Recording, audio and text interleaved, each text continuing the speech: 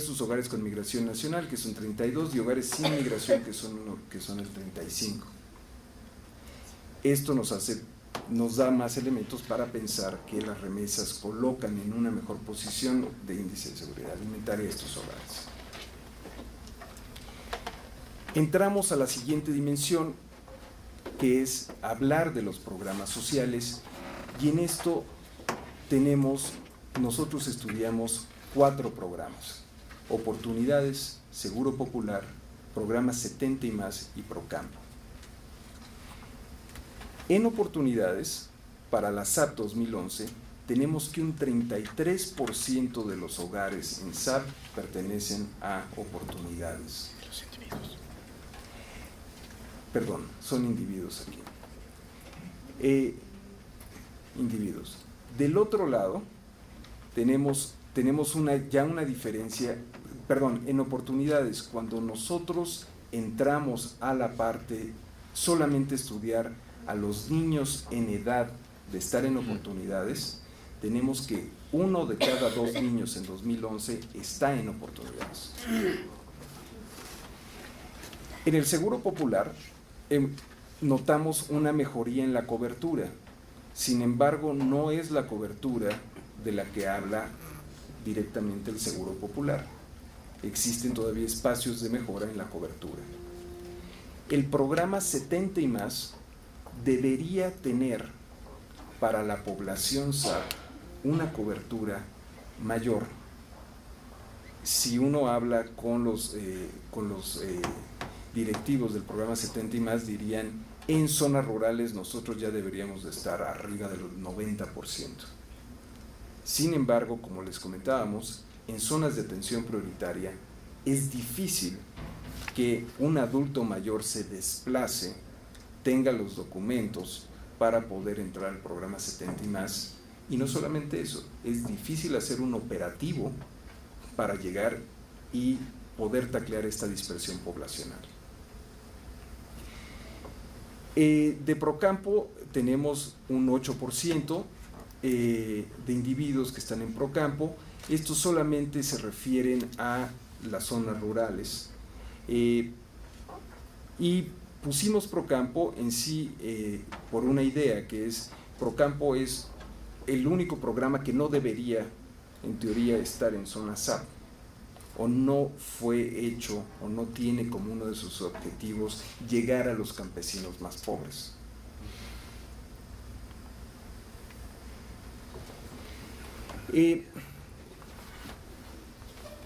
Cuando nosotros cruzamos migración de acceso a programas sociales, en esta encuesta, que es una encuesta cross-section de un solo año, tenemos que decir que no encontramos muchas diferencias o unas diferencias significativas entre experiencia migratoria o no. Sin embargo, cuando cruzamos ya las 3 variables, migración, ser beneficiario y un proxy de bienestar, que va a ser seguridad alimentaria, lo que nosotros vemos es que en hogares internacionales que no tienen carencias de seguridad alimentaria, tienen un 54% si son beneficiarios de oportunidades, versus hogares con migración internacional, beneficiarios y con carencias, un 42%. Del otro lado es los hogares sin migrantes. Tenemos que un 55% de los beneficiarios de oportunidades tienen carencias y un 47.5% no tienen carencias. Esto, de alguna manera, lo que queríamos ver es apuntar a este efecto que estamos tratando de encontrar de las remesas que están ayudando a la par de otras transferencias a hogares con migración internacional. Les presento ahora el mismo cuadro, pero ahora para Seguro Popular, donde encontramos más o menos la misma situación, que son los hogares internacionales sin carencias beneficiarios los que representan un 57%, con carencias son un 47%.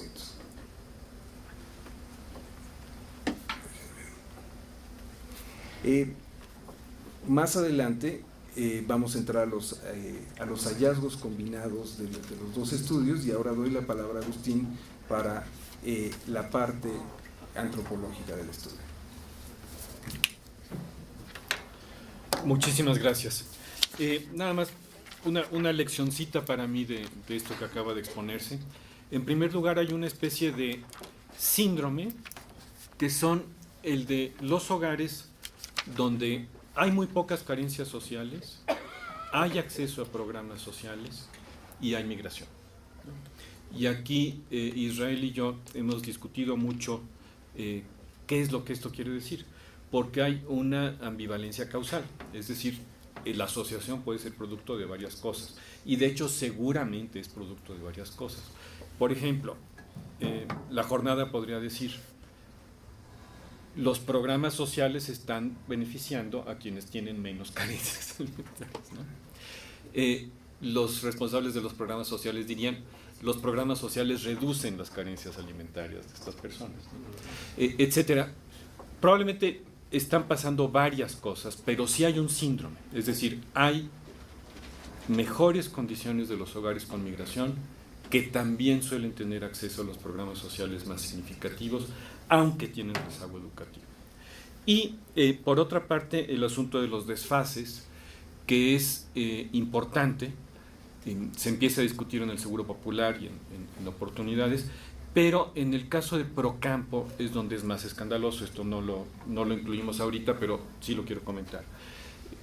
En Procampo hay ya un desfase de más del 50% entre los productores que son beneficiarios, que son el grupo que debería ser beneficiario, y los no productores beneficiarios, los no propietarios de predio beneficiarios, que tampoco son productores, y los beneficiarios que ya no tienen relación con la tierra.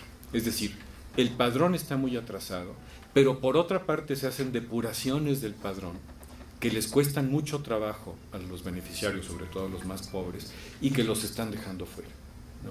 Entonces, estos desfases en los beneficiarios de la política social, sobre todo en estas zonas, y hay que hablar de estas zonas porque allí es donde tenemos la evidencia, se ha vuelto algo realmente preocupante. Y obviamente, en el caso de Procampo, lo que decíamos al inicio de la simulación, es un problema mayúsculo. Se puede hablar de varios tipos de simulación o de apariencias falsas, pero en el caso de Procampo es donde realmente es escandaloso. O sea, más del 50% no son, ni están los que deben, ni son los que están, ¿no? Bueno, trabajo antropológico, y es un poquito mixto, ya lo verán a ustedes, pero bueno, seleccionamos 4 estados, que son Chiapas, Oaxaca, Michoacán y Jalisco, pura costa pacífico. Resultó así en gran medida porque Chihuahua ya nos estuvo vedado para esta investigación por la inseguridad, que queríamos volver a Chihuahua y no lo hicimos. Tú sí fuiste, pero bueno, fuiste después. Me hubiera encantado trabajar en Chihuahua. Son 2 de alta pobreza, 2 de nivel medio de ingresos en México, y además con tipos de gobierno muy distintos, no solo en términos de sus partidos, sino en términos de sus instituciones. Hicimos trabajo de campo en las oficinas de las capitales estatales, metimos más de 200 solicitudes de información, y quiero corregir lo que dije al principio de la transparencia.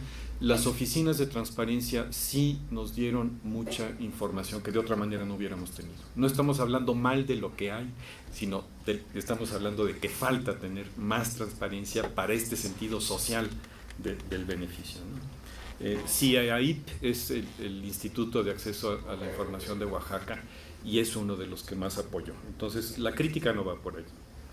En cada estado seleccionamos 3 comunidades de estudio de alta y muy alta marginación, y una de ellas tenía que ser de alta emigración. El estudio de campo se hizo a fines de 2011 y desde fines de 2010 hasta septiembre de 2011. No es un estudio cualitativo 100%, nunca lo hemos hecho así. En cada comunidad hicimos, para empezar, una encuesta a 50 hogares seleccionados a partir de la zona que los pobladores reconocieron como la más pobre de la localidad. O sea, hay una sobrecobertura de hogares pobres dentro de las localidades pobres. Y a partir de esos cuestionarios, que habíamos pensado como muy breves, pero finalmente se complicaron, seleccionamos los hogares para ver cuáles eran los hogares donde teníamos ejemplos de intentos de acceso a servicios. En la información administrativa de cualquiera de estos programas, ustedes no van a encontrar ningún ejemplo de una persona que intentó acceder al servicio y no pudo, ¿no? Aquí era exactamente lo que nosotros queríamos encontrar. Ver los que sí y los que no, pero obviamente nos interesaban mucho los que no habían llegado a tener acceso. A eso lo estamos llamando TAG, Trayectoria de Atención y Gestión, que es un concepto y una herramienta acuñada por Gabriela Sánchez López, que trabajó con nosotros y que está modelada en la carrera del enfermo de la antropología de la salud. Volvimos a aplicar aquí la ley del más débil, como ustedes pueden ver, por los hogares pobres. Y entre otras cosas, la encuesta nos da los porcentajes de afiliación a cada uno de los servicios y los programas. Aquí tal vez ustedes no lo vean, pero lo que se puede ver es que a fines de 2011, cuando 2 meses antes de que el Seguro Popular empezara a decir que tenía universalidad de cobertura de personas de las que no tenían seguridad social, nosotros podemos ver que la cobertura en estas zonas relativamente pobres, de comunidades pobres, pero tampoco están perdidas en el cerro, o sea, no son las más subidas en la montaña. Tenemos coberturas del Seguro Popular que van del 96%, casi universal, al 18% en Michoacán. O sea, realmente algo que dista años luz de ser cobertura universal. Bueno, hablamos entonces ya de qué pasa con el trabajo antropológico y lo que vemos aquí, en el caso de los migrantes únicamente, cuando no hable de migrantes les aclaro, pero esto se refiere únicamente a migrantes, tenemos otras presentaciones y textos sobre la población en general de estos lugares, es que para la primaria y la secundaria el acceso de los migrantes a la educación suele ser sencillo, pero el certificado no. Para obtener el certificado tienes que tener tu acta de nacimiento original, vigente y reconocida entonces por la escuela. Y esto es muy difícil para los muchachos migrantes, ya sea para los que tienen un acta de nacimiento consular, para los que tienen un acta de nacimiento en otro estado que no está apostillada, etcétera. Esto realmente es muy difícil. Y si los papás son indocumentados, menos van a saber qué es lo que hay que hacer en Estados Unidos con las actas, ¿no? Entonces, esto se vuelve un obstáculo importante para la acreditación educativa y por lo tanto va constituyendo una población que queda rezagada. Lo que dice allí de que las actas consulares se centralizan cada 2 años en México es algo que a mí me dijo un funcionario consular, no me consta, y lo que sí me consta es que la gente en los estados, ni los funcionarios ni las personas saben de esto. La gestión local es extremadamente importante. Los directores de escuela dicen, bueno, un director de escuela en Oaxaca dijo, bueno, y si tú querías educar a tus hijos como mexicanos, ¿por qué te fuiste? ¿Por qué te los llevaste? Ahora no te los recibo, tú llévatelos a California a ver si te los reciben allá. Tal cual, testimonio. Marta Rojas de ECOSUR, una investigadora de ECOSUR, lo que decía antier, no pude evitar citarla, es que los niños chiapanecos los niños guatemaltecos en Chiapas dejan de ser guatemaltecos la víspera de la fecha de su certificado, es decir, presentan un acta de nacimiento mexicano. No sé si debemos quejarnos de ellos o quejarnos del servicio. Ellos deberían tener acreditación, aún siendo guatemaltecos, no la tienen. Las organizaciones migrantes en Michoacán y en Oaxaca, que antes tenían como fin primordial ayudar a que los mexicanos accedieran a servicios en Estados Unidos, recientemente lo que están haciendo es ayudarles a tener servicios en México. Marta Rojas precisamente cuenta de cómo había un señor con un tambache así de actas de nacimiento de Estados Unidos, de otros estados mexicanos, etcétera, que estaba haciendo el trámite de apostillarlas para que las aceptaran, cosa que los papás no pueden hacer. El acceso a la educación superior es todavía más complicado. Las secretarías de educación estatales piden revalidación y también se puede hacer un examen global de equivalencia en Ceneval, pero cualquiera de las dos es una instancia terriblemente dilatada. Este servicio es un muy mal servicio. En trámites en el DF tenemos pérdidas registradas de 1 año de un muchacho que había terminado high school y que no podía obtener la equivalencia para hacer una carrera técnica. Lo que esto significa en muchos otros lugares menos dotados que el DF es simple y sencillamente abandono. Las universidades estatales no tienen puesta en práctica un procedimiento para los migrantes. Y aquí estamos perdiendo una población que no solo tiene derecho de tener esta educación, sino que además está particularmente dotada. Si tenemos un muchacho que ya terminó high school, que tiene las materias que piden las universidades mexicanas, seguramente es un muchacho bilingüe muy capaz. Bueno, pues no le estamos dando chance, ¿no? Ojalá, yo quisiera ver que el rector Narro dice algo al respecto, porque sería muy importante. Y en este escenario, las universidades privadas, y no quiero decir patito, pero sí hay universidades patito en esto, están entrando y ganando mucho dinero. En parte, ¿por qué? Porque hay papás o tíos que todavía están en Estados Unidos y pueden mandar remesas para la colegiatura. En Zaguayo hay una universidad Anáhuac, por ejemplo. Dice uno, bueno, Zaguayo, bueno, pues sí, hay universidad Anáhuac, hay migrantes, hay colegiaturas, y la gente está estudiando allá. Además está muy cerca de la tierra de Maciel, pero eso no lo puse. Bueno, entonces, ¿cuál es el resultado de todo esto? Y esto lo estoy poniendo del estudio mayor para que podamos ver en qué resultan estos procesos. Son distintos tipos de hogares según su estatus migratorio. Y está en el primer renglón hogares sin experiencia migratoria, su tasa de asistencia escolar por sexo en la población que más o menos está en edad de secundaria y prepa. Lo que se puede ver es que en hogares donde hay migrantes de retorno, la tasa de asistencia escolar es un poco más baja. Y aquí asistencia quiere decir va a la escuela, no quiere decir que esté, es decir, que haya asistido a esa semana, sino que esté yendo a la escuela. Cuando se reciben remesas, en el caso de los hombres, la asistencia escolar es ligeramente más alta que la referencia. Cuando se trata de muchachos que nacieron en Estados Unidos pero que son hijos de mexicanos, la asistencia escolar es significativamente más alta que la de referencia, o sea, sí están tratando de educar a sus hijos nacidos en Estados Unidos más que el promedio, y lo están logrando a pesar de los obstáculos que estábamos viendo. Cuando hay migrantes de retorno en el hogar, que normalmente en este quinquenio hay muchísimos deportados, sucede lo contrario.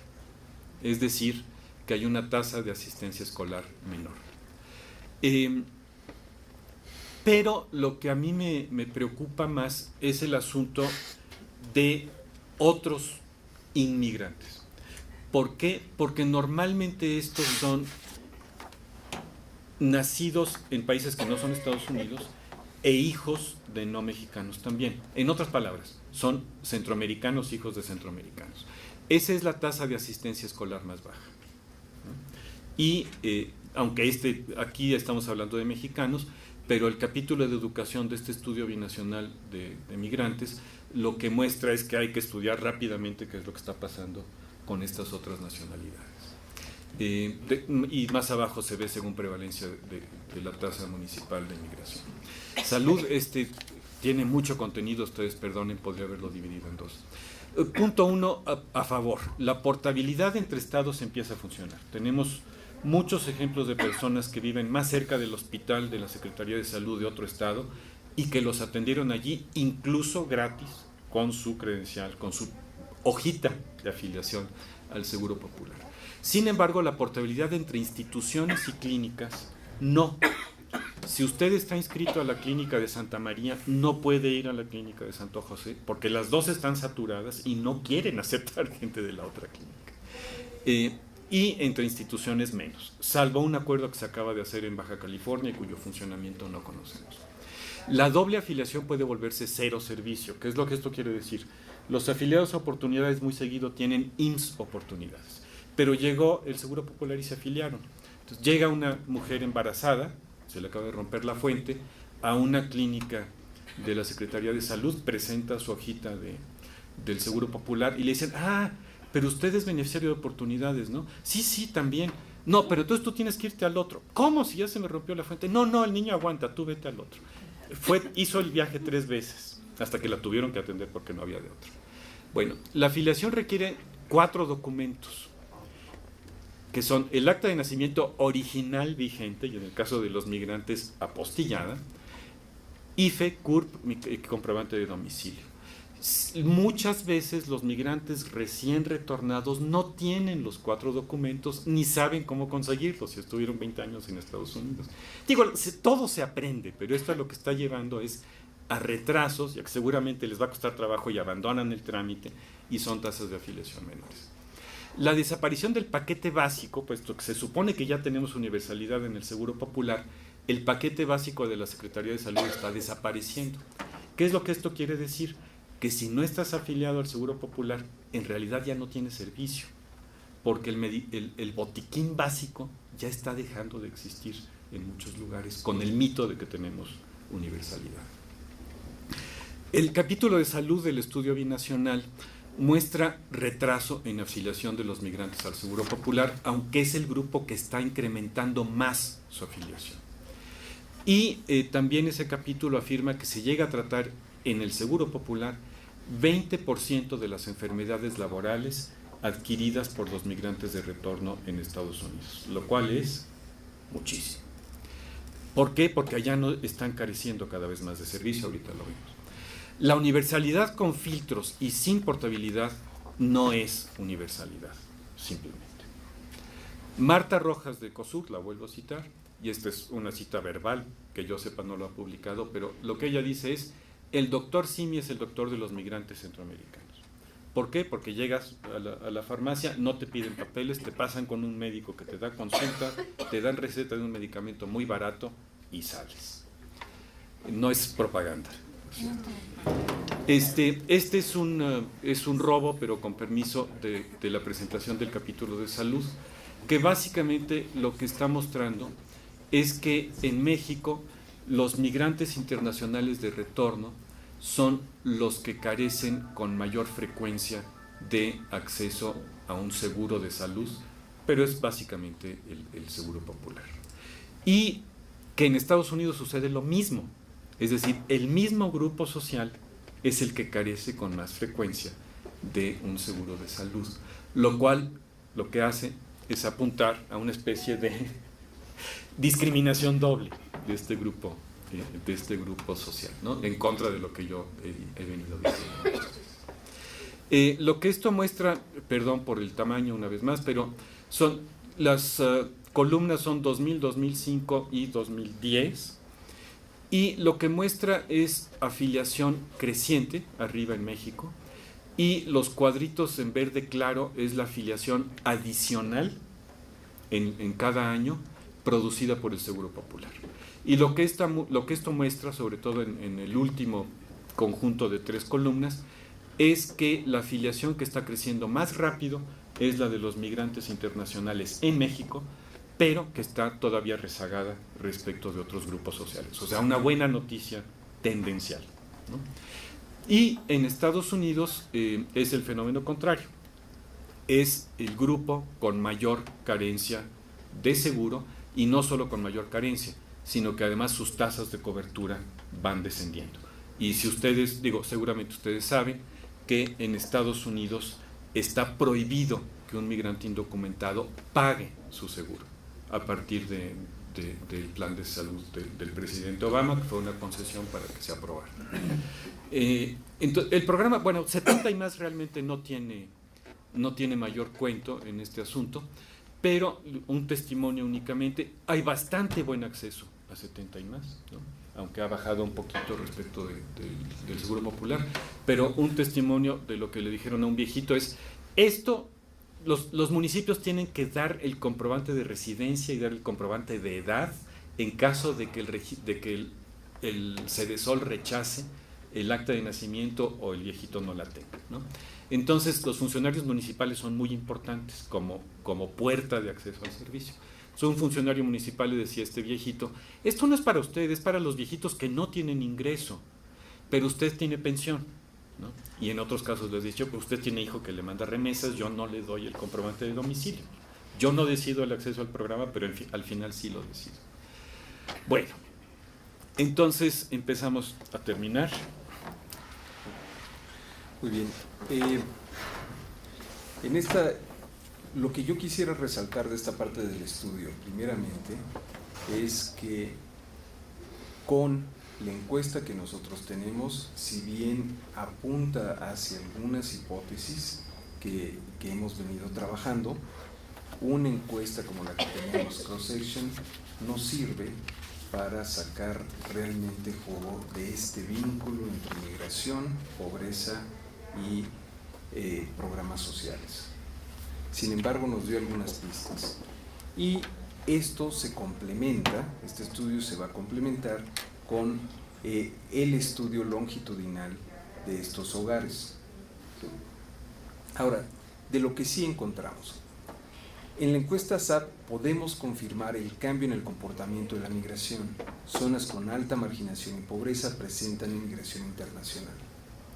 Los hogares con migrantes tienen mejores índices de calidad de la vivienda e infraestructura, y lo que vimos es presentan mayores rezagos en educación, el efecto remesas.